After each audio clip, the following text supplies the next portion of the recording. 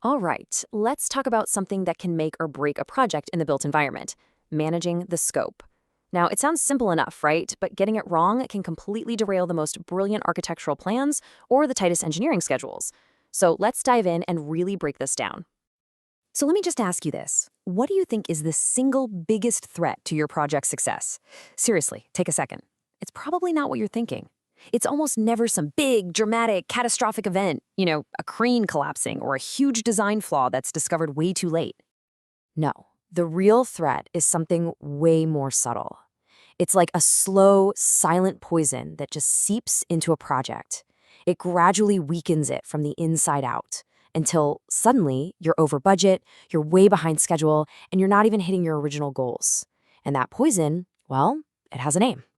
That poison is called scope creep. And look, this isn't about changes that are planned and approved. We're talking about the uncontrolled additions. You know the ones. The client asks for a slightly higher spec finish over here, maybe a small structural change over there, and all of it gets added without anyone formally stopping to figure out the impact on the timeline, the budget, or your team.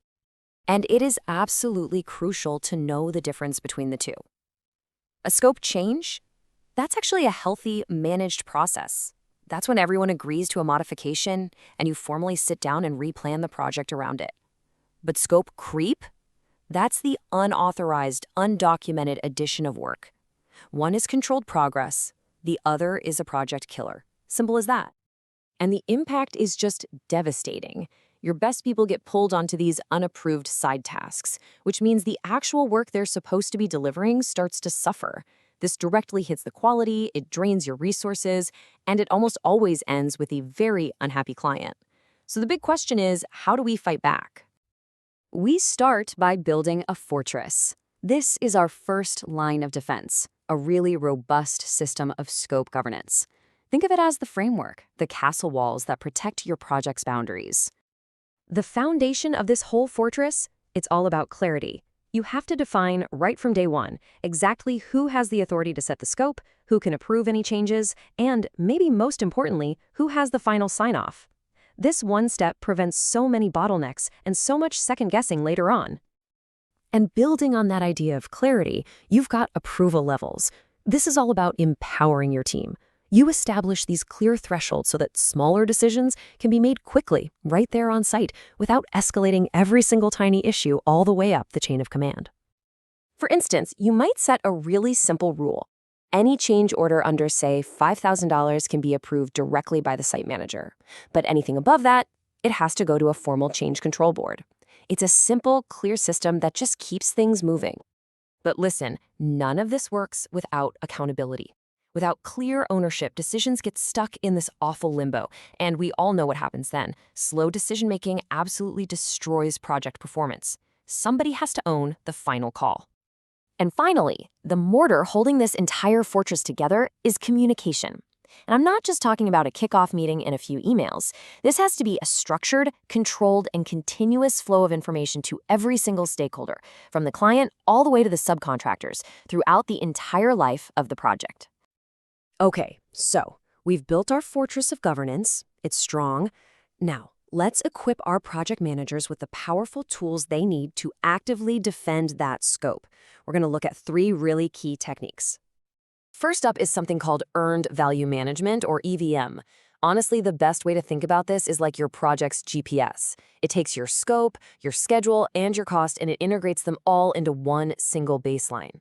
This lets you measure your actual performance against your plan at any given moment. The whole goal here is to see your actual progress against the plan and get timely information so you can manage proactively. With EVM, you always know exactly where you are, where you should be, and what it's going to take to get back on track. No more guessing. Next up in the toolkit is Value Engineering, or VE, and it is so important to understand what this is and what it isn't. This is not just a fancy term for a cost-cutting exercise. It's a creative, collaborative process to analyze the essential functions of a project and find innovative ways to deliver them at the lowest possible lifecycle cost, all without ever compromising the value for the client. And it's a highly structured process, not just some random brainstorming session.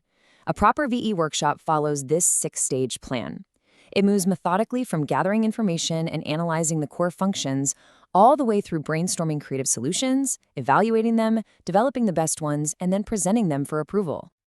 Now, our final tool, this one represents a pretty fundamental shift in thinking. It's called Target Value Delivery, or TVD. Instead of designing a project and then getting sticker shock when you figure out how much it costs, TVD flips that script completely. You start with a reliable target cost, what the client can actually afford, and then you design the project specifically to meet that target. And the difference is just night and day. The traditional way, you design first, then you often have to use value engineering late in the game just to slash the scope and try to hit a budget. TVD, on the other hand, sets that cost target up front and gets the entire team, architects, engineers, contractors, in a room from day one to innovate and design a project that delivers the maximum possible value within that financial box. So, we've got our fortress of governance and our powerful toolkit. But the real victory doesn't come from using these things in isolation. It comes from weaving them all together into a single, cohesive strategy. And here's how it all connects. Governance provides the rules of the road and accountability. EVM acts as your live dashboard, constantly tracking performance. And then VE and TVD are your proactive engines for optimizing the project to squeeze out every drop of value within your constraints. You see, they work together as a complete system. Ultimately, all of this leads back to one central truth, which is captured perfectly in this quote. Effective scope management is not just a job for the project manager. It requires a real commitment from every single person on the project. It truly is a team sport. So as we wrap this up, I'll leave you with this question to think about. Look at your most challenging project right now. Which one of these tools, a stronger governance structure, the crystal clarity of EVM, the innovation of VE, or the financial discipline of TVD, which one could make the biggest difference for you? Because at the end of the day, the power to control your scope is the power to guarantee success.